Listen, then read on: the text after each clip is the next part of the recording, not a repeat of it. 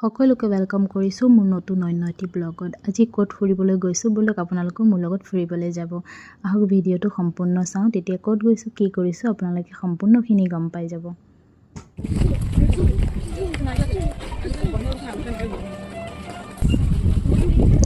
আহি পোৱাৰ লগে লগে মুখৰ আগফালে ইমান ধুনীয়া ধুনীয়া পিঠা, পাপৰ, নাস্তা, সেৱৈ, মিঠাই, চাহ আমাক দি পেলাই ইমান ধুনীয়াকৈ আদৰিছে।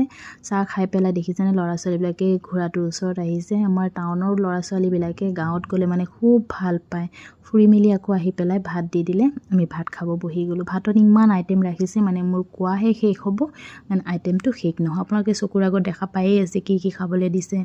একদম মুৰ্গী মাংসৰ পৰা লৈ, আণ্ডাৰ পৰা লৈ, মটনৰ পৰা লৈ, চিকেনৰ পৰা লৈ, পোলাও আদি কৰি সকলোখিনি মাহী ইমান কষ্ট কৰি বনাইছে। আমিও বহি পেলাই বহুত ধুনীয়াকৈ খাইছোঁ। লগত কলিজা আছিলে। আৰু তাৰ পাছত খাই মেলি পেলাই আমাৰ আৰু ল'ৰা ছোৱালীকেইটা উৎপাত আৰু নাথাকে। আমি এতিয়া যাবলৈ ওলাইছোঁ। আৰু গাঁৱৰ পৰিৱেশখিনি চাই পেলাই বহুত ভাল লাগে, হয়নে বাৰু? সেউজীয়া পথাৰ, গছ গছনি আৰু পাচলি গছবিলাক চাই পেলাই বহুত ভাল লাগে। পাচলিৰ খেতিবিলাক, সিহঁতৰ চব্জি খেতিবিলাক, ইয়াতে ৰঙালাও গছ আৰু লাও গছ বহুত ধুনীয়াকৈ সিহঁতে লগাইছে। আমি আৰু আহি পেলাই পেহী ঘৰত সোমাইছোঁ। পেহী ঘৰত সোমাই পেলাই দেখিছেনে পেহী ঘৰত ইমান ধুনীয়া ধুনীয়া গছ গছনি আছে, ফুলৰ বাগিচা আছে। বহুত ভাল লাগে পৰিৱেশটো চাই পেলাই। এইটো মানে মোৰ মানুহজনৰ পেহীৰ ঘৰ হয়। মই আপোনালোকক ধুনীয়াকৈ অলপ দেখুৱাই দিছোঁ।